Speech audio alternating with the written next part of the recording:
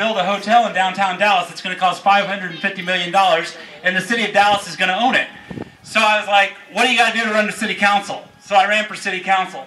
And in the course of that, I ran into this guy at the tea parties. I went to the tea parties looking for support, and I ran into this guy. His whole family was decked out in "Don't Tread on Me" t-shirts. I mean, from the littlest kid to the mother, they had "Don't Tread on Me" t-shirt on, and the father was carrying a sign that said, "Just say no to socialism." And I thought, for the love of God, these are my types of people. I'm going to go up to them and say hi. So I walked up to him. I said, "How you guys doing? I'm John J. Myers. I'm running for city council." And the guy said, "Good to meet you." And I thought everything was going great. And I said, "You know, I'm running against the idea of the government owning a hotel in downtown Dallas." And the guy handed me my card back and goes, "Well, I'm for that hotel."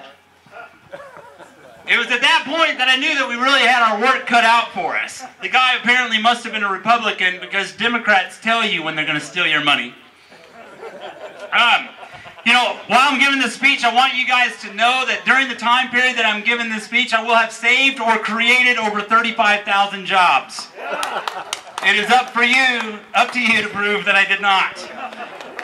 Wednesday, I drove up to pick up some t-shirts in North Dallas. I have a t-shirt company, as we have right over there, plug.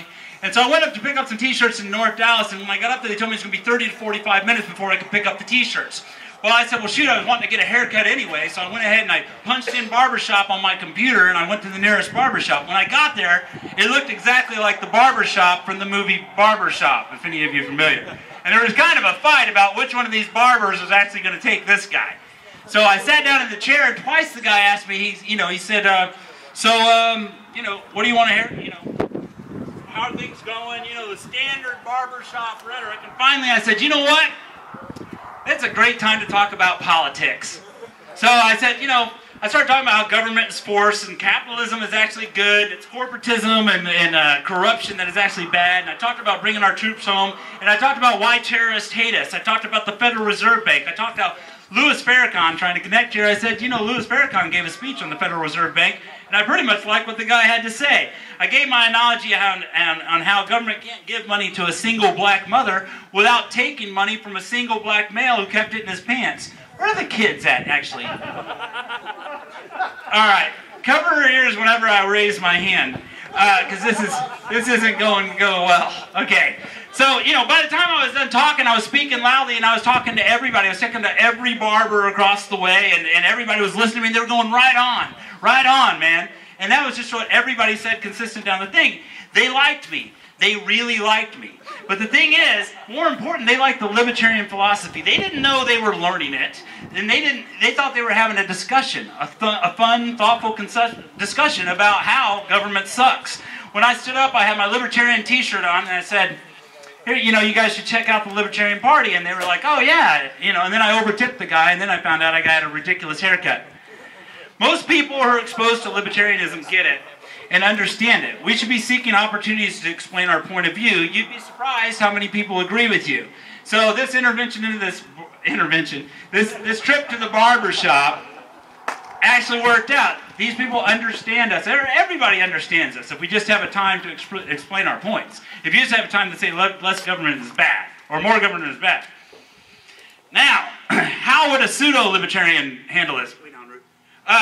They would actually either have gone in, and they wouldn't even gone into the barbershop in the first place, or they'd walk in and they go, Obama is destroying America, and we've got to do something.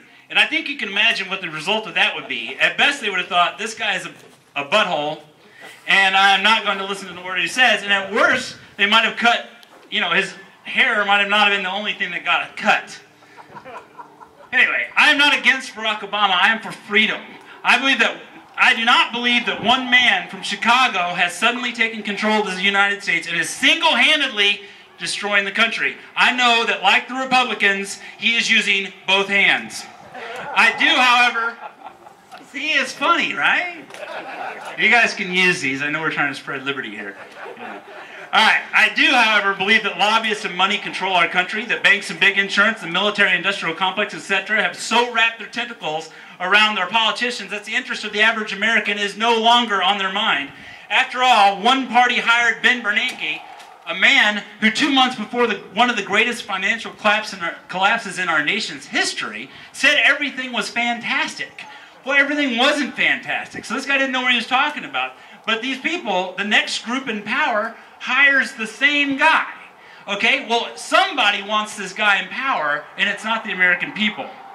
I think it's important for the Libertarian Party to understand that just singling out Obama and bashing him comes across as single-minded and divisive. When doing it, we have everything to lose and nothing to gain. Republicans know where we stand, and most Democrats think we are just hardcore Republicans. So why do we voluntarily lump ourselves in with Republicans? We can stand for issues and we can stand against bad policy, but let's prove what I've always thought, that we are the thinking man's party. People like to feel smart. We should be advertising the fact that we are above the fray and will not sink to the level of the other groups. That only succeeds in dividing the nation.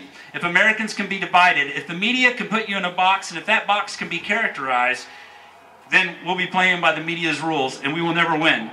When you choose an anti-Obama stance as part of your message, you are alienating 50% of the voting public, and I assumed our goal was to actually gain support. When you do this, you may get Republicans to say, that guy's not so bad, but you're never going to get them to vote for you. When I was a kid, I worked on a parasail boat, and it was my job to yell at, well, just to scream out, hey, don't run over our wires, because we had wires that connected one boat to another boat. And I would tell the wave runners, hey, don't run over our wires. But of course, as you can tell by me now, I was probably a little overzealous with the way that I talked to these people. Well, the owner came up to me and he said, hey, what are you doing? These are our future customers. What are you doing to our future customers? You're shouting at them. And I thought, yeah. And by that same token, we are doing the same thing. The left and the independents are our future customers. We are selling freedom. Why are we shouting at them? Why am I shouting at you? I'm kind of a shouter. Okay, all this is not to say that the current administration isn't making bad decisions. They are indeed, and we need to stand against the merits of the decisions and not demonize one man or a few people. People see through this as some type of partisan rhetoric. Skip, skip, skip. I'm trying to keep this short.